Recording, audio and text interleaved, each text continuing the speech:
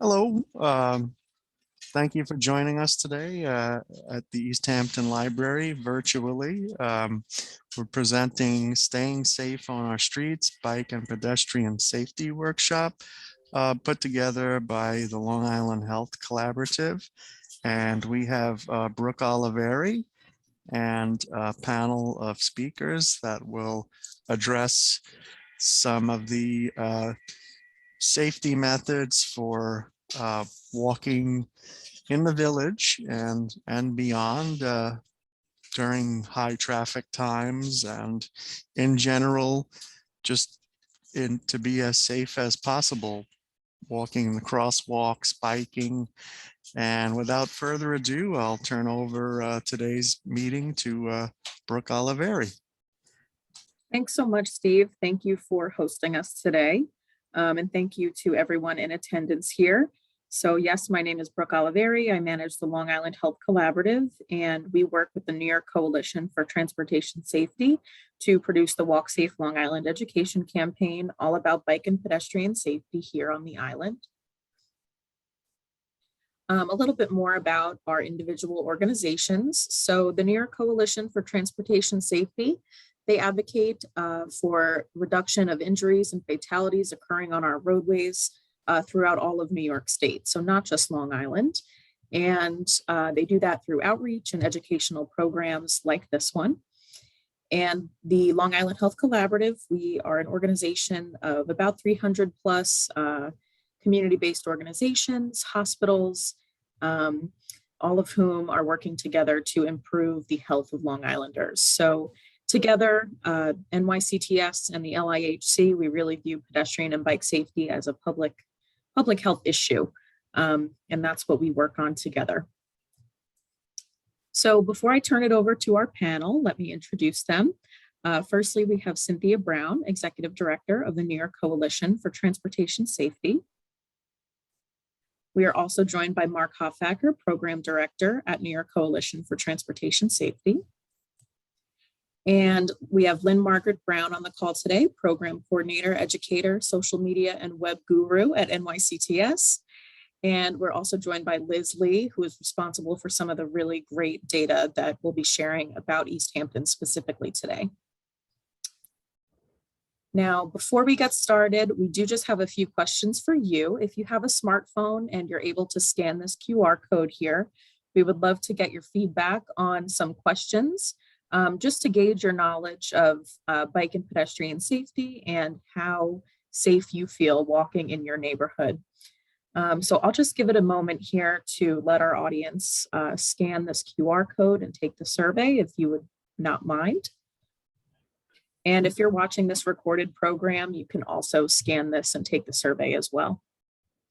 You can't just bring the survey up, or you have to do the scanning? Yes. Okay. Yes, for today. Okay, got it. All right, so hopefully everyone had an opportunity to open up this survey on their phones. And without further ado, I'm going to hand it over to Cindy. Good afternoon, everybody. I hope you'll pay attention and ask us a lot of questions because we're particularly interested in hearing your feedback on what we provide. So I think that most of you have probably been made aware of the fact that 2021 was one of the worst years for vehicular safety for all users, whether you're in a car, walking, riding a bike.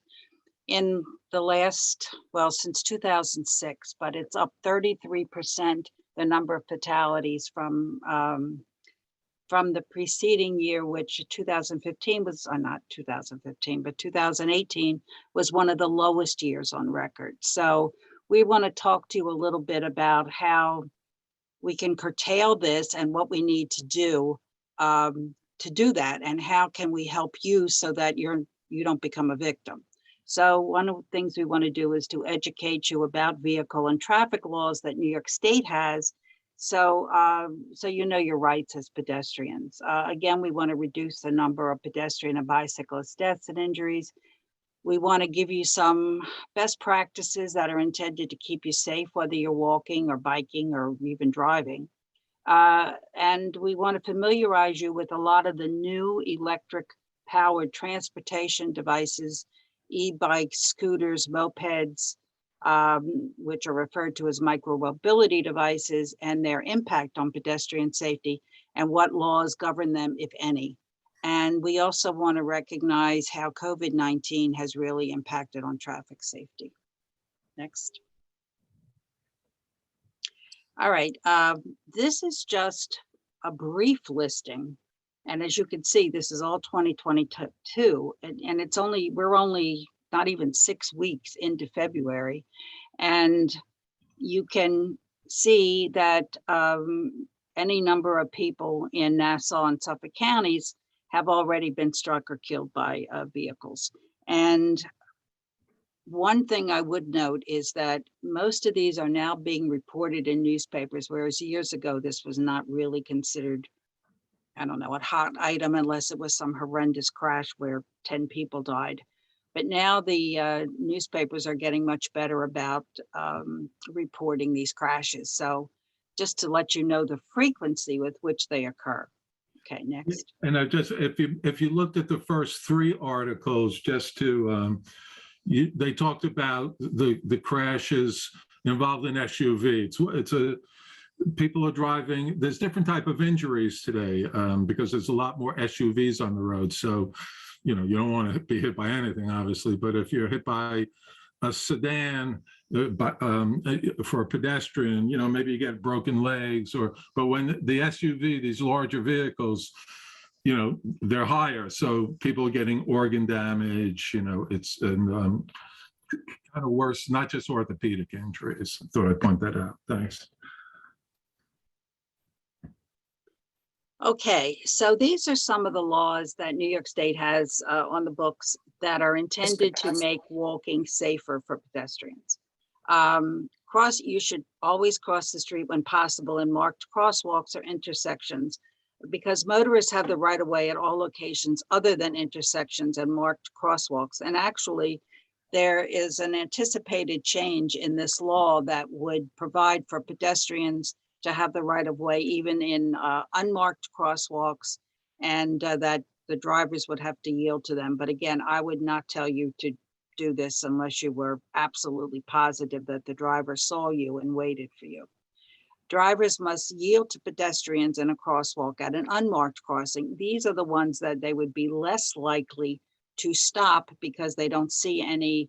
Sometimes the crosswalks are a different texture than the rest of the street. They could be bricks, they could be striped, there's several different ways of, you know, indicating it's a crosswalk. But when it's not marked with any of these, it's more difficult for drivers to recognize that a pedestrian might be crossing there. Obey the walk, don't walk signs. And in New York State on Long Island, many of you probably have to push a button to get the walk or don't walk signs.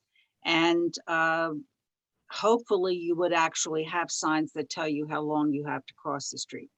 You should always walk facing traffic if there is no sidewalk. And I know in East Hampton, there are many roadways that do not have sidewalks. So please be careful, you know, when that occurs, and really, really, really make sure you're facing traffic.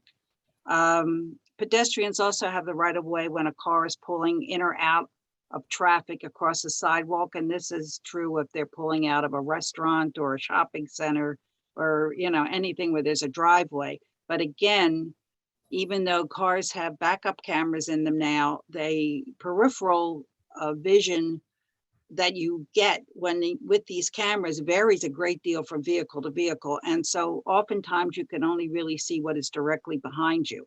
So you can't assume that the driver of that vehicle knows you're there. You just always get their attention or really just wait for them to go.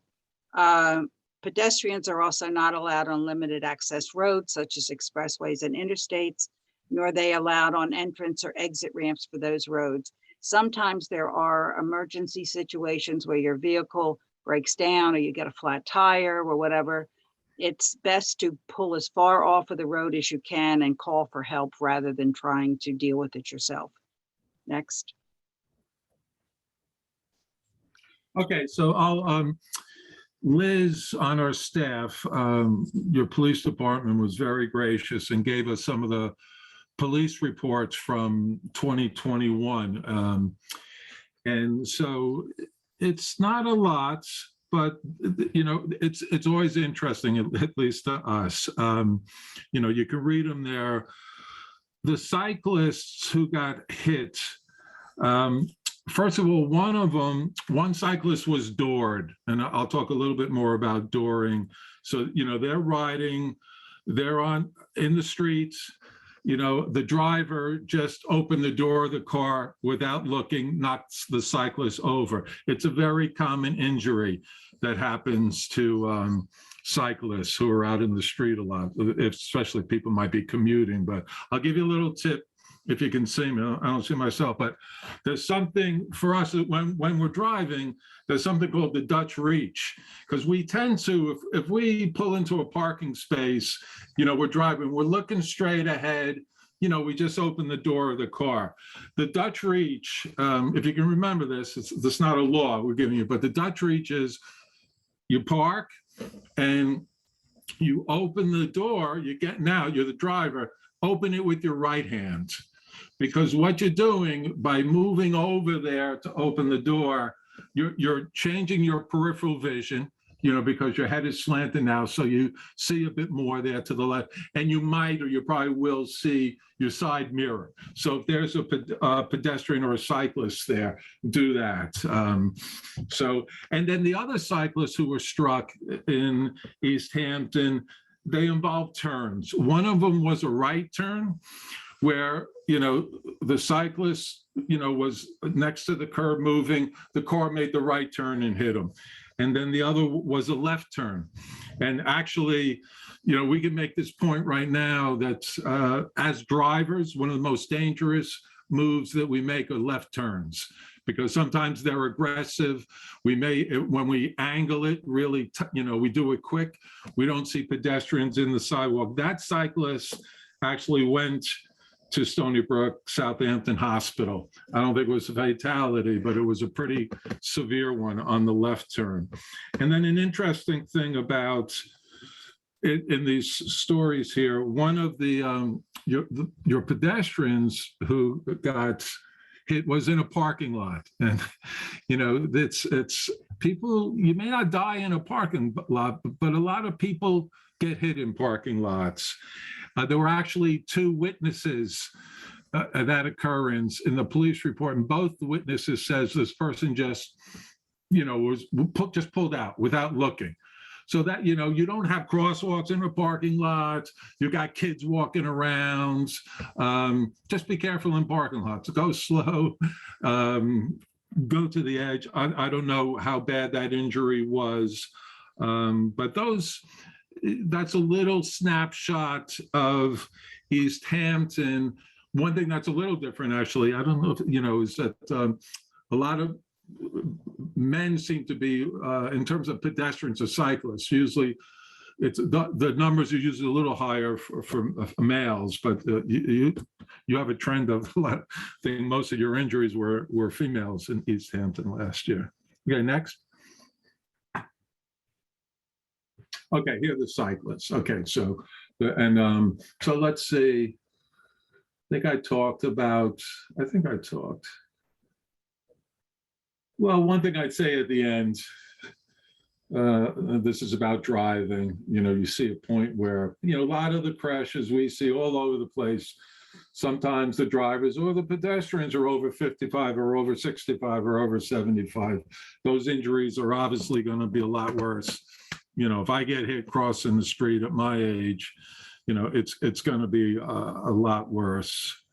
And again, this is not a typical thing where most of, the cyclists here occurred during the daylight, a very dangerous time where pedestrian and cyclist crashes go up is dusk.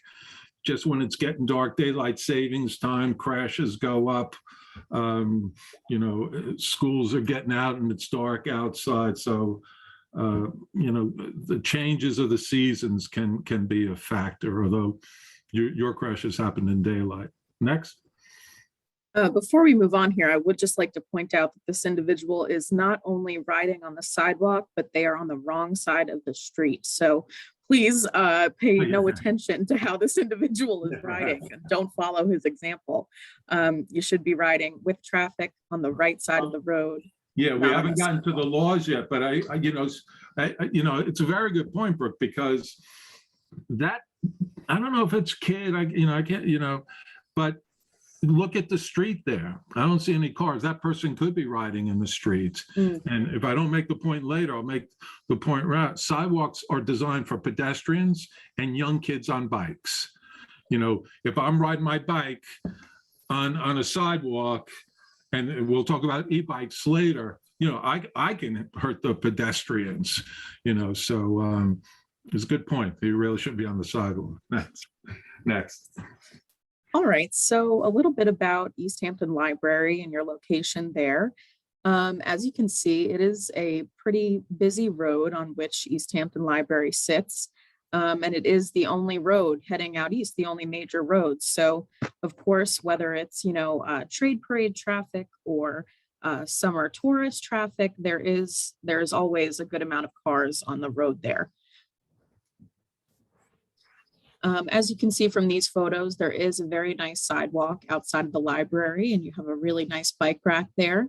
And Steve was kind enough to let us know that in the summertime, there are many individuals who walk and bike to the library. So it's very important that you kind of stay clear of this traffic that's always on the road. And there is a pretty nice shoulder there, but cars do park in those spots sometimes. So it's just a fine line to walk when it comes to walking and biking here.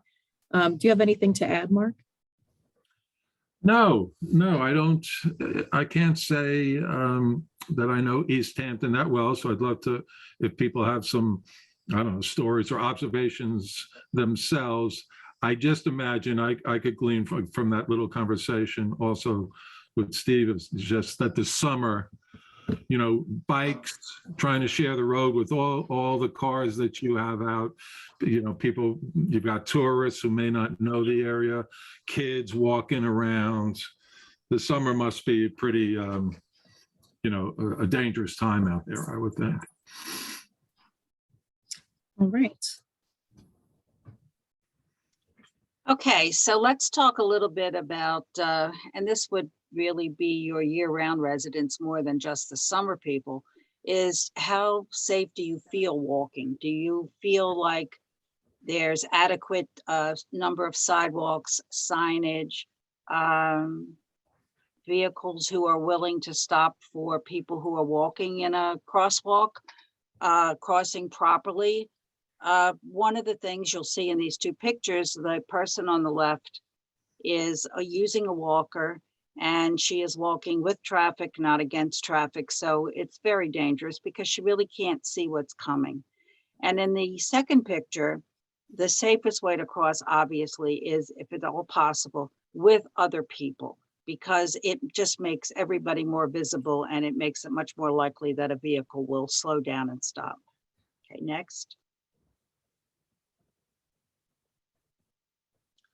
All right, again, this is a similar picture, but we just wanted your take on which one would make you feel safer.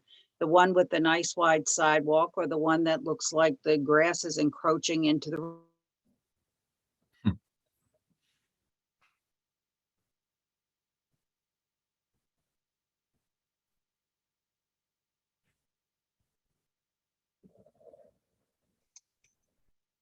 Cindy. Can you hear me?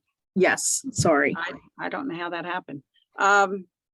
Anyway, sidewalks are the safest for pedestrians. It doesn't always mean that they use them, but it certainly is the safest. And the more rural the area, the more important the sidewalks are, because the faster vehicles can travel when they think there are no people around on the streets. So it's very important in an area like this. Even though they've added the sidewalk here, there seems to be very little signage and very little speed limit signs or anything. And speed is one of the greatest detriments to surviving a crash. So, it's a good thing to let us know anyway, if you can, when we survey you later, how you feel about this and whether you would advocate for yourself and to have, safer roadways, because New York State and New York counties do have complete street plans that are intended to make these streets, especially when they're new engineering features that are being, done, that they take into account the needs of all users. Okay, next. Now, these are for, this is really for areas where there are traffic signals. Most of you should have a signal that resembles the one here where it says to cross push button. You want to make sure to push the button because it gives you the walk icon and it gives you the maximum amount of time to cross the street. Every area is different. Most places still require you to push the button. There are others where you get the walk sign automatically, but there are many localities throughout Long Island where if you do not push the button, you will never get the walk sign. So it's very important, if it's there, push it and watch. It's not going to change the cycle of the light if you push it in the middle of the cycle, but it will throw you forward to the next cycle so that you should get the walk sign. And when it comes on, many of the new traffic signals now tell you how long you have to cross the street. You want to take particular care to watch for turning vehicles because most crashes, that's how they occur. Cars and trucks are very anxious to make the turns, particularly left-hand turns, where they are not looking for pedestrians and they're watching for oncoming traffic. So you have to be particularly careful. You need to know that trucks and buses cannot always see a pedestrian if the pedestrian is close to them. So if you step off the curb in preparation to cross the street, if you get very close to that vehicle and that truck or bus is turning, there's a good chance that they will not see you at all. If you walk slowly or require the use of a cane or a walker, you should always wait until you have a new walk sign. And if you are out and about and just looking to have a good time, you might want to rethink drinking and walking because it's not always a good idea, but it's better than driving and walking and drinking. Next. Okay, other roadway designs and devices that can make it easier and safer for you to cross the street.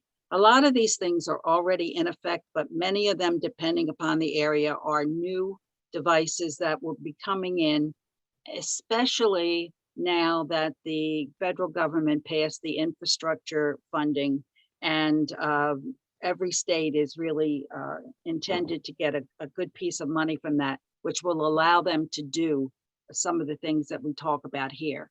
A road diet is intended to take a street that's very wide and difficult for a pedestrian to cross and narrow it either through striping, creating a turning lane, extending curb so that the curbs extend further out into the street, anything that narrows the crossing area for a pedestrian so that they can more easily cross the street. Pedestrian refuge islands are either wide median strips, crosswalks that have a area in between the two sides of the street that are wide enough for a pedestrian to stand on and wait until they have a new traffic light to cross with and to let the traffic go by so that it's a safe place for them to stand. Raised crosswalks, which are often brick. A lot of locations have brick crosswalks. They can be other substances, obviously, but brick is the most common. It causes the vehicle to reduce speeds. New York City and the boroughs have speed bumps to do this, but there are very few speed bumps in other locations. Crosswalk visibility enhancements, such as crosswalk lighting, which I understand from Steve, who told us before that you have several crosswalks that have flashing lights that warn the driver that that they're approaching a crosswalk so that they watch for pedestrians. And then the leading pedestrian intervals, the LPLs, these are the traffic signals at intersections that give the pedestrian the crosswalk icon before the cars receive the green light. So the idea is that at a particularly busy intersection with many turning vehicles, the pedestrian will have up to, this says 3 to 4 seconds, but it's more likely about 10 seconds, depending on the width of the road, to start out into the intersection so that they can safely start to cross before the cars are allowed to make their turns or go straight. Okay, next. All right, so now we'll talk about some bike safety laws. And so probably most of us are drivers, and this is New York State vehicle and traffic laws. It's a pretty big book, but there's a pretty large section, roughly about the size, laws related to bicycle, riding your bike. And we're supposed to obey those laws. We don't have to get a license like a car, but we're supposed to know those laws. So second, bicyclists have the legal right to, bicyclists can be on the road. As much as some drivers don't want them, they have the legal right. There's certain places that they should be. They're prohibited on the interstate, just like pedestrians. I have seen some, not many, but sometimes you see a cyclist. That's against the law. The law says if you're an adult, you're riding on the streets, you ride the same way that cars go, because that's where cars expect you to be. This is different than a pedestrian who's walking against traffic when there's no sidewalks, because in that case, the eye contact helps. But if you're a cyclist, you should be riding with traffic, and you should stop at a stop sign. You should yield it at a yield sign. Not everybody does that, necessarily, but you're supposed to follow, the signals. One law I was going to mention before, I mention now just because I'm thinking of it, is in terms of specifically for Suffolk County, about last April, you're the only county in New York State you passed what it was called a 3-foot law. So you now have a law on the books that when you're driving, you have to give the cyclist at least 3 feet. You can't buzz them. You got to, move out a little bit, if you can, and give them a minimum of 3 feet to keep them safe. I don't know if that law is being enforced yet, but I like the law because, it gives some respect to cyclists, that they have the right to be on the road. They're more vulnerable road user than a car. So, when you're driving, you've got a 3-foot law.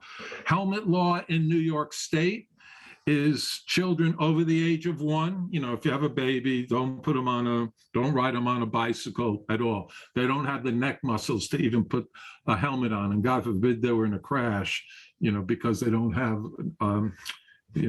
developed neck muscles. It would be a really bad injury. So, and under the age of 14. So by law, New York State, under the age of 14, Nassau County changed that law, I think more about 2 years ago. They made it under the age of 18. There probably are some counties upstate, I think Rockland is one, that might say all ages have to wear helmets. Any good cyclist wears a helmet, but that is the law. It's a hard law to enforce in terms of, if a police officer sees a 10-year-old kid not using a helmet, they can't give a summons to a 10-year-old. They got to find the parents and write the summons to the parents. I believe it's a $50 fine, but there is a helmet law in New York State. Next. So this is also laws. If you were to look at your bike, by law, you have to have a white reflector in the front and a red reflector in the back.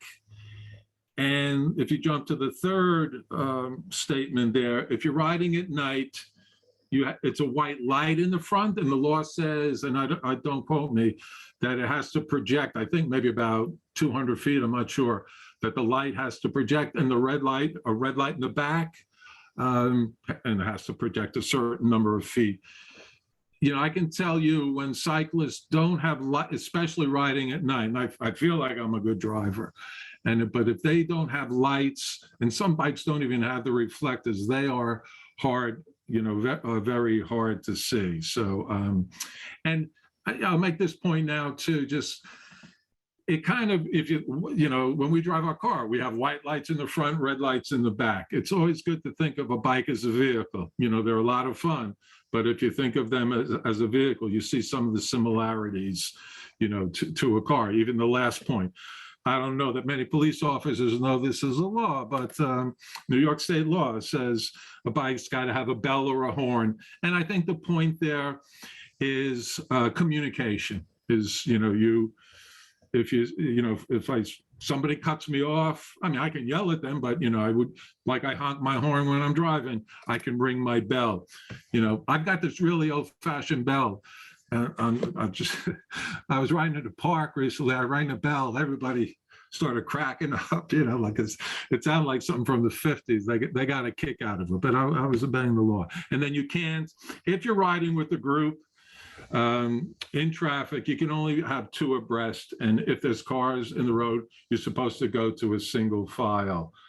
So that's some of the laws, but by no means all the laws. Next. So we're going to talk, we mentioned helmets.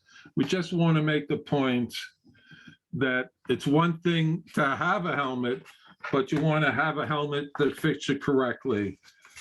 So, my helmet, it's an adjustable helmet. I can't wear it like this. I have a large head. It's good to get adjustable helmets. They're easier to fit. But if I make this as large as possible, you see the difference when I put it on. Basically, there's 3 things when you wear your helmet, or if you have children and you're checking their helmets. Make sure it comes down. You want to get about 2 fingers from your eyebrows to the bottom of the helmet. This tab right here, plastic tab, slides up and down. You slide it so it's at the bottom of your ears, not down here. And when you clip, you want to get about 1 finger, between your chin, your throat, and the strap. So, when you shake, it's not moving too much. People wear small helmets, they wear them loose. I see people riding, they don't even have them clipped, they're riding, and that tends to be more adults. I mean, some of our experience in working with children, when we do, some bike safety events, I found that a lot of the kids have, the helmets are too small. The parents got the helmet for them maybe when they were 4 or 5. Now the kids 9 or 10, their heads are actually growing. So they don't have the right size helmet. Helmets are not expensive. Helmets don't necessarily make you a better bike rider, but what they do is they prevent brain injury. If you happen to fall for whatever reason, don't buy used helmets. All helmets have information inside. I just checked my helmet. It's from 2016. That's not too old. We do events, we check helmets for people. Some people have helmets from, 2002. That foam is no longer as efficient as it was. Update your helmet. You can spend a lot of money on a helmet, or you can spend, not much money on a helmet, and it's very effective. Next. So if we just say a few words about infrastructure, maybe you can tell me if you have bike lanes in East Hampton. There's 2 types of bike lanes. The one on the right, and I know these are pretty common in Suffolk County on some of your main roads, where basically it's a shoulder, and they've just really, written there or put the icon, it's a bike lane. It's still helpful because if more people ride that route and you have 5 cyclists there, it's a little better. That car is actually breaking the law. You can't park in a bike lane. The one on the left, maybe some of you know where that is, 347 up around Stony Brook. That's a very busy road, and that's an off-road bike lane. So these cyclists don't have to worry about the cars, except for just if they're actually crossing a block. But, most of the stretch, they're sort of on the sidewalk. They're taken off the road. Obviously, an off-road bike lane is safer. There are also sometimes you have barriers. Sometimes even when it's on the street, there can be a barrier to protect the cyclists. So, That's good, but again, legally cyclists can just be on the street riding with traffic. Next. And then these two pictures kind of show you, the one on the left shows you dooring, people just open up their doors indiscriminately, knock a person over. And then let's say the guy on the right, let's say he gets knocked over, there's oncoming traffic. That's a pretty bad, situation. When this guy on the right riding, he should be looking in that side view mirror, trying to figure out, is there somebody there, or are they going to open and slow down? Slow down if you're squeezed between, two cars. You just got to go slower at that time. Next. Okay, we referred to these, or I referred to these before, these micro-mobility devices. They're also sometimes known as personal e-mobility devices. They have three common characteristics. They're motorized, they're supposed to travel at a slow speed, and they're small. That's true to a point.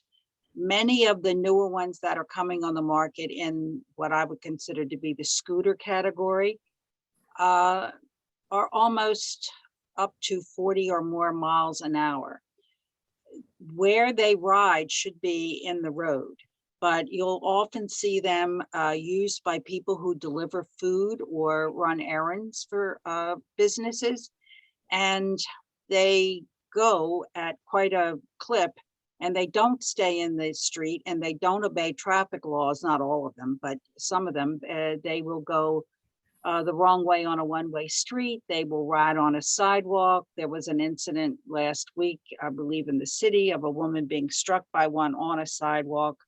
The e-bikes, or the assisted bikes, which are ones that are powered, but you can also pedal, can also go up to pretty fast speeds. And when New York passed the law almost 2 years ago now, it was just to legalize these vehicles. Unlike ATVs, they are allowed on the roadways. A person who owns an ATV is not allowed on any street with an ATV. So these are just, examples, and you're going to probably see more and more of them. And many of the scooters and the e-bikes will become available as rentals. And the companies who manufacture them, much like City Bike, are now starting to produce these that you can rent them at train stations. And, in the Hamptons, that would be great, because you could take the train and then you can rent one of these to take yourself to wherever you're physically staying. So, which is probably only at the most a couple of miles. And that's really one of the things that's pushing the sales of these vehicles. But again, we don't have, New York City has some laws, but I don't believe anybody else has hardly any laws designating specifically how fast they can go. Do they need licenses to drive one? Is there any kind of training provided when you buy one? It's just vague. Okay, next. Okay, let's just talk a little bit about tips for pedestrians keeping you safe. And I'm telling you, it's getting harder every day. You need to always walk on the sidewalk if there's one. When there isn't one, you should always walk facing traffic. You need to cross at corners or in crosswalks. And mostly, please, especially at this time of year, you need to be seen. So if everything you own is black, you need to get yourself a reflective vest or reflective stickers, something that you can put on a backpack or a pocketbook or anything, so that you can, be seen once it starts to get dark out, or if it's a day that the weather is poor. We can't stop for you if we can't see you. You should not text or talk on your cell phone when you're crossing the street or riding a bike. This is probably one of the greatest causes of injury to people who are driving, walking, whatever, is inattention and distraction. And so it used to be putting your lipstick on, or drinking your coffee in the car, or changing the station on the radio. Now it's texting or listening to a message on your cell phone. So just put it down until you finish crossing the street. The person, how long could it take you? Then I think one of the longest amounts of time you have on a walk signal is 25 seconds. So, just put it aside for a minute. Again, especially at night, walking or bicycling, please wear reflective garments. There are plenty of sweatshirts and, other gear, sneakers that's very bright and intended to make you visible. If you have to walk from a train station or from your car any distance and it's dark, we would suggest that you at least carry a flashlight or use the light on your cell phone to light the way so that you can see where you're actually walking, so that you don't trip or you're aware of a curb or, something that's coming up. It's just a safety feature. Okay, next. And a few tips for cyclists. I would say in general, I find, let's say for adults or for riding in the street, one thing is just be a consistent bike rider. Don't go fast and then go slow. That makes it hard for drivers. When I, and probably all of you, when we're driving, when I see a guy, wearing Italian, bike suits, a skinny guy riding, I assume he's going to go pretty fast and maybe be an aggressive bike rider, but he's probably going to be a good bike rider. When I see a kid riding bikes, even on the sidewalk, I slow down because maybe they'll go into the street quick, or, we make judgments. So as much as you can be a consistent, rider, it's very helpful. Otherwise, we've got, if you start at the bottom, this is actually a law. You can't have two earphones in when you're riding a bike. You can only have, that's true as a driver too, one at the most. So don't have two earphones in, because you don't know what's going around in your environment. You can't attach, I'm working my way up. You can't attach yourself. Sometimes people hold on to a vehicle. That is against New York State traffic law. If a bicycle built for one, is if there's two people riding on it, technically that's against the law. Certainly as a kid, my brother and I were, the two of us were on the bike, somebody on the handlebars or the crossbar or something. But legally, I don't know what the law was at that time, but now it's against the law, to have more. And, I didn't mention hand signals. Not many people use them. I use hand signals sometimes. If there's a lot of traffic around, I don't like to really ride in traffic, but there is, I stick my, left arm out because, people pay more attention to you. People pay more attention to you if you're using hand signals. They might think, wow, what's that weird person doing? But whatever, you get some attention. It's a good thing. And I think that's good for me. Next.